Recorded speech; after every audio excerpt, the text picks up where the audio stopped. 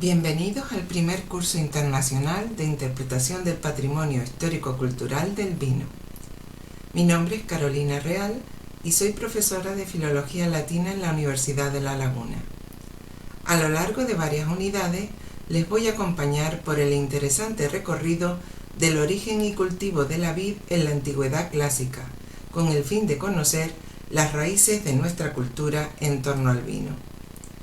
La leche de los ancianos, como llamaba Platón al vino, quizás sea uno de los productos que se ha entretejido como ningún otro con la historia de la humanidad desde tiempos muy remotos, formando parte de su economía y de sus rituales culturales, religiosos o sociales. Hoy conocemos la importancia que llegó a adquirir el vino y su consumo en la vida cotidiana de las antiguas Grecia y Roma. De ello, tenemos constancia a través de las fuentes escritas, tanto las puramente literarias como las científicas, entre las que se encuentran por un lado los textos médicos y por otro los agronómicos.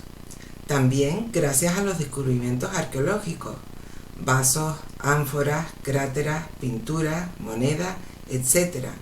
Y como no, a través de las representaciones artísticas.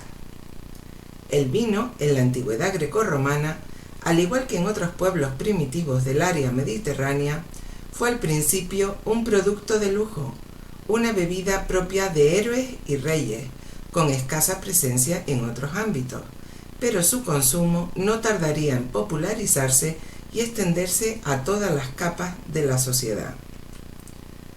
Apreciado desde siempre como un excelente alimento, tuvo una presencia muy importante en la medicina y se le consideró el mayor regalo que los dioses pudieron hacer a los mortales. Hasta tal punto estuvo presente en el mundo antiguo que terminó siendo un elemento indisociable de su cultura y por tanto de la nuestra, ya que el legado grecorromano es la base de nuestra sociedad. Por consiguiente, podemos afirmar que en torno al vino se creó una cultura en sí misma que perdura hasta nuestros días. Comencemos este recorrido por los orígenes del vino.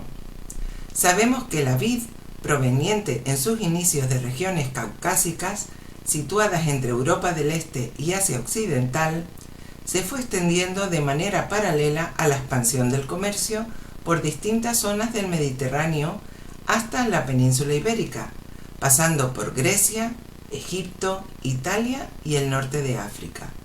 Sin embargo, el hecho más importante que determinó la expansión comercial del vino en Europa fue la labor de difusión que tuvo lugar en época del Imperio Romano, ya que Roma llevó su cultura del vino a todos los territorios ocupados. La civilización grecorromana fue una apasionada del vino, por lo que la demanda de este manjar siempre fue elevada. Los griegos conocían y tenían los tres elementos esenciales para obtener un buen vino: el suelo, el clima y la variedad de uva. Con estos recursos lograron combinar las diferentes variedades para obtener nuevos tipos de vid y nuevos sabores. Pero fueron los romanos quienes nos dejaron las mejores descripciones sobre la elaboración de vino, refinando las técnicas empleadas por los griegos, hasta el punto de convertirse en los mayores productores del Mediterráneo. Conocemos estos datos por las fuentes escritas, en las que la presencia del vino data del siglo VIII a.C. En la literatura encontramos desde alusiones a los efectos que puede tener en el bebedor hasta poemas enteros dedicados al vino. Por lo general, se encuentra asociado a las celebraciones, a la música, a la inspiración poética y al amor.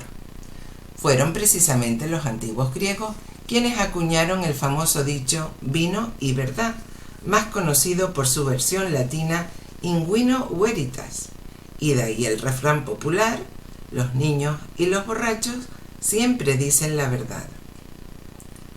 Si bien es cierto que la bebida podía ocasionar comportamientos irracionales e incluso conducir al salvajismo, ser abstemio tampoco era una opción, a no ser que se quisiera ofender a los dioses.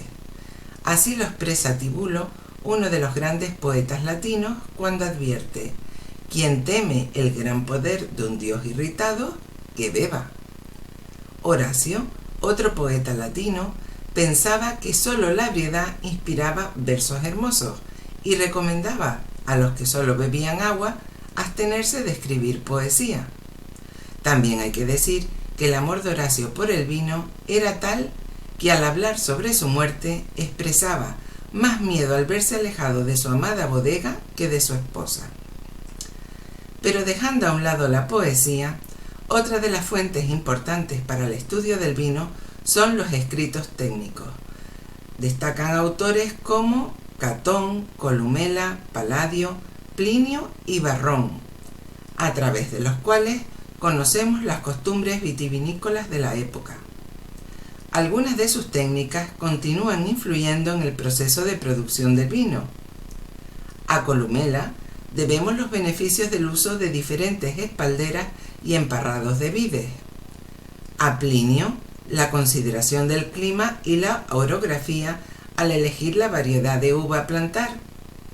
A Catón, la importancia de la higiene en la elaboración del vino y el sellado de las jarras tras la fermentación para evitar que el vino se avinagrase.